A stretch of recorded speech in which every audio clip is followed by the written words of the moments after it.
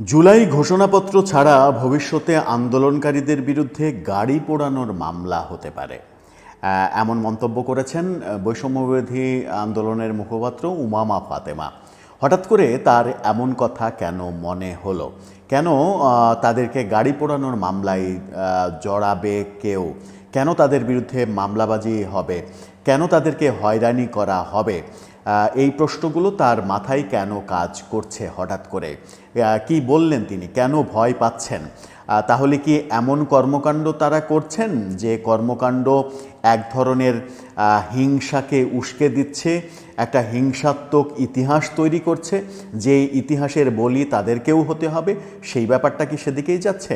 বিশেষ করে আওয়ামী লীগকে ইঙ্গিত করে এমন কথা তা তিনি বলেছেন, তার মুখ থেকে আমরা শুনলাম। কি বললেন তিনি, বাস্তবতাই বা কী, সেই আলোচনা করার চেষ্টা করবো এই ভিডিওতে। থাকবেন পলিটিক্স টিভির নিয়মিত আয়োজনে।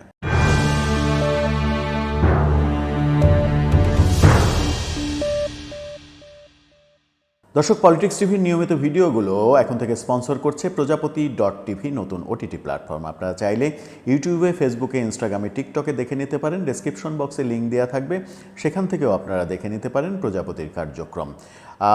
চলে যাচ্ছি মূল ভিডিওতে। বলছিলাম উমামা ফাতেমার কথা। তিনি ভবিষ্যতে তাদের বিরুদ্ধে গাড়ি পোড়ানোর মামলাও দেয়া হতে পারে এমন কথা বলেছেন। তিনি কি বললেন সেটা আগে জেনে নিই, তারপরে সেটা নিয়ে একটু আলোচনা করলেই ব্যাপারটা খোলাসা হয়ে যাবে আমার মনে হয়। তিনি বললেন যে জুলাই অভ্যুত্থানকে অনেক বিদেশি গণমাধ্যম একটি মব ভায়োলেন্স হিসেবে উপস্থাপন করার চেষ্টা করছে, যা উদ্দেশ্যপ্রণোদিত এবং বিভ্রান্তিকর। অল্প সময়ের মধ্যে একটি দমনপীড়নমূলক সরকার পতনের ঘটনা অনেকেই মেনে নিতে পারছে না বলেই এমন প্রচারণা চালানো হচ্ছে।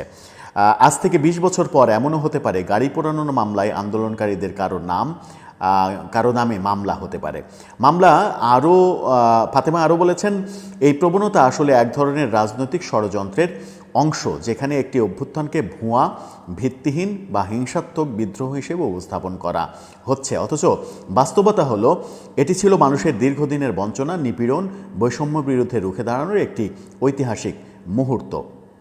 এই আন্দোলনের প্রকৃতি ও উদ্দেশ্যকে জনগণের সামনে আনুষ্ঠানিক ঘোষণাপত্রের মাধ্যমে তুলে ধরা এখন সময়ের দাবি। তিনি বলেন, এই ঘোষণাপত্রে তুলে ধরতে হবে শেখ হাসিনার শাসনামলে কী ধরনের দমন নীতি চলেছে, স্বৈরাচার কীভাবে হাজার হাজার মানুষের জীবন কেড়ে নিয়েছে এবং কেন একটি কোটা আন্দোলন এক দফার আন্দোলনে রূপ নিয়েছে। খুবই ভালো কথা। বৈষম্যবিরোধী আন্দোলনকে কেন্দ্র করে নানা রকমের অপপ্রচার চলছে, এটা সত্য কথা। সেই অপপ্রচার করা উচিত নয়, সেটাও সত্য কথা। কিন্তু প্রশ্ন হচ্ছে যে এই অপপ্রচারগুলো কেন চলছে? অপপ্রচারগুলো চালানোর যে বাস্তবতা, সেই বাস্তবতা তৈরি কেন হচ্ছে? কোনো কোনো ক্ষেত্রে এই বৈষম্যবিরোধী আন্দোলনের সাথে জড়িত কিছু নেতারাই এটা তৈরি করে দিচ্ছেন। তাদের কিছু কর্মকাণ্ড বিতর্কের জন্ম দিচ্ছে, হিংসার জন্ম দিচ্ছে, যে কারণে তারা ভীত সন্ত্রস্ত হচ্ছেন যে ভবিষ্যতে তাদের বিরুদ্ধে মামলা, মোকদ্দমা, হয়রানির ঘটনা ঘটবে। কিন্তু সেটা তো হওয়ার কথা ছিল না। বৈষম্যবিরোধী আন্দোলনের পরে আমরা একটা বৈষম্যহীন সমাজ চেয়েছিলাম। বৈষম্যহীন সমাজ চেয়ে আমরা আদতেই কি বৈষম্যহীন সমাজ গড়ে তুলতে পেরেছি? পারিনি। আমরা দেখেছি যে সার্জিস আলম তার উপজেলায় গিয়ে উপজেলার সরকারি সমস্ত কর্মকর্তাদের নিয়ে উপজেলা কনফারেন্স রুমে মিটিং করছেন।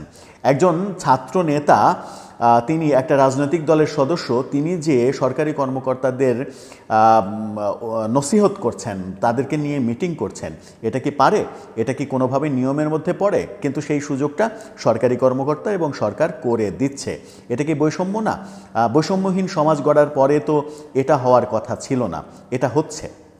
আবার যেটা হচ্ছে সেটা হচ্ছে যে বৈষম্য বিরোধী আন্দোলনের যে রিপোর্ট সরকারের মুক্তিযুদ্ধ মন্ত্রণালয় থেকে যে গেজেটটা প্রকাশিত হয়েছে সরকার থেকে, এবং প্রধান উপদেষ্টা একটা স্ট্যাটাসে জানিয়ে দিয়েছিলেন যে 834 জন শহীদ হয়েছে।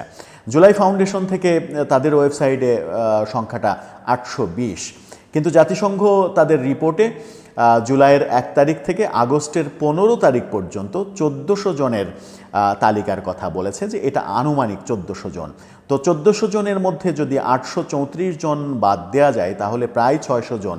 এই 600 জন আগস্টের 5 তারিখের পরে 15 তারিখ পর্যন্ত এই 10 দিনে মারা গেছে। তো এই 10 দিন তো আন্দোলন ছিল না, এই 10 দিনে কিভাবে মারা গেল, কিভাবে মরল, কেন মরল? এক ধরনের হিংসা ছড়িয়ে দেওয়ার কারণেই তো মরল। এই হিংসাটা না ছড়িয়ে দিলে যেটা হতো সেটা হচ্ছে ভবিষ্যতে কেউ কখনোই স্পর্ধা করতো না এই বৈষম্যবিরোধী আন্দোলনের সঙ্গে সম্পৃক্ত কারো বিরুদ্ধে কোনো ধরনের কোনো মামলা মোকদ্দমা হয়রানি করার প্রসঙ্গ, যেটা উমামা ফাতেমা ভয় পাচ্ছেন। আজকে যে ত্রাসের রাজত্ব, মবের রাজত্ব তৈরি করা হয়েছে এবং এক ধরনের মানে ভয়ের সংস্কৃতি তৈরি করা হয়েছে, সেই ভয়ের সংস্কৃতি যদি ঐতিহাসিকভাবে বংশ পরম্পরায় চলতেই থাকে তাহলে পরিস্থিতি এখনকার চাইতে আরও বেশি ঘোলাটে হবে। বৈষম্যবিরোধী আন্দোলন করা হয়েছে শেখ হাসিনার বিরুদ্ধে, শেখ হাসিনার সরকারের দুর্নীতির বিরুদ্ধে।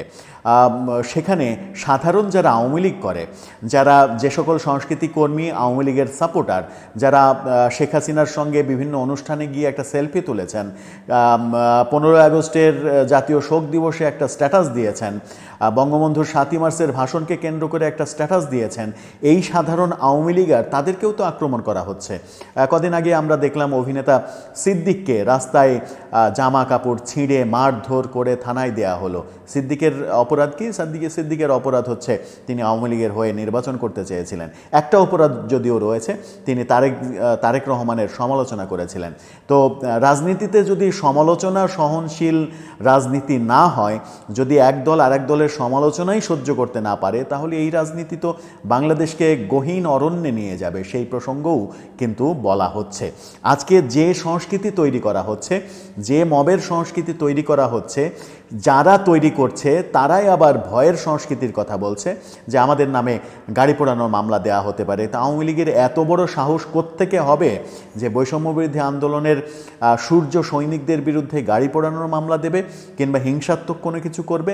যদি আপনারা হিংসা না ছড়ান, আপনারা শেখ হাসিনার বিচার করেন, আওয়ামী লীগের দোষীদের বিচার করেন, কিন্তু ঢালাওভাবে যে ধরনের কর্মকাণ্ড করে চলেছেন, মুক্তিযুদ্ধের বিরোধী নানা রকমের কর্মকাণ্ড, মুক্তিযুদ্ধের ভাস্কর্য ভেঙে ফেলা, বঙ্গবন্ধুর ভাস্কর্য ভেঙে ফেলা, 32 নম্বরের বিদেশি ওহিতে 32 নম্বরের বাড়ি ভেঙে গুড়িয়ে দেয়া, এই কর্মকাণ্ডগুলো তো কোনোভাবেই গ্রহণযোগ্য কর্মকাণ্ড নয়। আর এই কর্মকাণ্ডের ফলে যদি ভবিষ্যতে কোনো পক্ষ এগুলোকে ইতিহাসে লিখে নিয়ে ভবিষ্যতে আবার প্রতিশোধের নেশায় মত্ত হয়ে ওঠে, তাহলে সেই পথ তো আমরাই দেখিয়ে দিচ্ছি। আমরা যারা বৈষম্যবিরোধী আন্দোলনে যারা যুদ্ধ করেছি, তারা যদি সঠিক এবং সহজ রাজনীতির পথটা তৈরি করতে পারতাম, একেবারেই বৈষম্যহীন সমাজ গড়ার যে স্বপ্ন, সেই স্বপ্নটা যদি বাস্তবায়ন করার অন্তত শুরুটা করতে পারতাম, তাহলে আমাদের মনের মধ্যে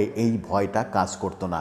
সুতরাং কেন যেন মনে হয় যে এই ভয় তৈরি হওয়ার জন্য আমরা নিজেরা দায়ী বলেই আমরা ভয় পাচ্ছি ভবিষ্যতে আমাদের বিরুদ্ধে গাড়ি পোড়ানোর মামলা দেয়া হতে পারে। ভবিষ্যতে তো আমাদের কর্মকাণ্ড যদি ভালো হয়, আমাদের কর্মকাণ্ড যদি জনগণ পছন্দ করে, তাহলে ভবিষ্যতে তো ওই দুষ্ট শক্তি আর ক্ষমতাতেই আসতে পারবে না, জীবনে আর ক্ষমতার নামই নিতে পারবে না। জনগণের কাছে আমরা এত বেশি প্রিয় হব যে তারা ক্ষমতায় আসার স্বপ্নই দেখতে পারবে না। তাহলে গাড়ি পোড়ানোর মামলা দেবে কোত্থেকে? তো ক্ষমতায় তারা যেন আসার স্বপ্ন না দেখতে পারে, সেটা মেরে ধরে তো হবে না, তাদের উপরে মব করে হবে না, আমার কর্মকাণ্ড দিয়ে হবে। আমার ভালোবাসা, আমার প্রতি জনগণের ভালোবাসা এমনভাবে তৈরি করতে হবে, গাঁথুনিটা এত শক্ত করতে হবে যেন জনগণ আমাকেই ভালোবাসে। ওই স্বৈরাচারের শক্তিকে, ওই দুর্নীতিবাজ শক্তিকে জনগণ যেন আর কখনোই প্রশ্রয় না দেয়। কিন্তু জনগণ যদি আপনাদের উপরে বিরক্ত হয়ে ওদেরকে আবার ক্ষমতায় বসায়, আবার যদি প্রশ্রয় দেয়, তাহলে আপনাদের উপরে আবার যদি প্রতিশোধের নেশায় তারা মত্ত হয়ে যায়, সমাজটা কি এভাবেই চলবে? সমাজে কি আমরা শুধুমাত্র মবই দেখে যাব, আমরা শান্তিতে ঘুমাতে পারবো না? সেই প্রশ্নটা কিন্তু সামনে এসেই যায়। আমার মনে হয় যে এই ভয় যেন মনের মধ্যে মনকে জয় করতে না পারে, মনের ভেতরে বাসা বাঁধতে না পারে। সেই কারণে আমাদের উচিত পথটা বদলে ফেলা। আমরা যে পথে আছি সেই পথটা ভুল পথ, হিংসার পথ, দমনের পথ, মবের পথ। সেই পথটা পাল্টে আমরা যদি সুন্দর সহনশীল একটা সমাজ গড়তে পারি, সেই পথ তৈরি করতে পারি, তাহলে সেই পথে আমরা আজীবন রাজত্ব করব। আমাদেরকে জীবনেও কেউ সরাতে পারবে না। আমাদের এই ভয়ও কাজ করবে না যে আমাদেরকে কেউ গাড়ি পোড়ানোর মামলায় কাঠগড়ায় দাঁড় করাবে। দর্শক, আপনার কি মনে হয়? আপনার মতামত জানিয়ে লিখতে পারেন আমাদের কমেন্ট বক্সে।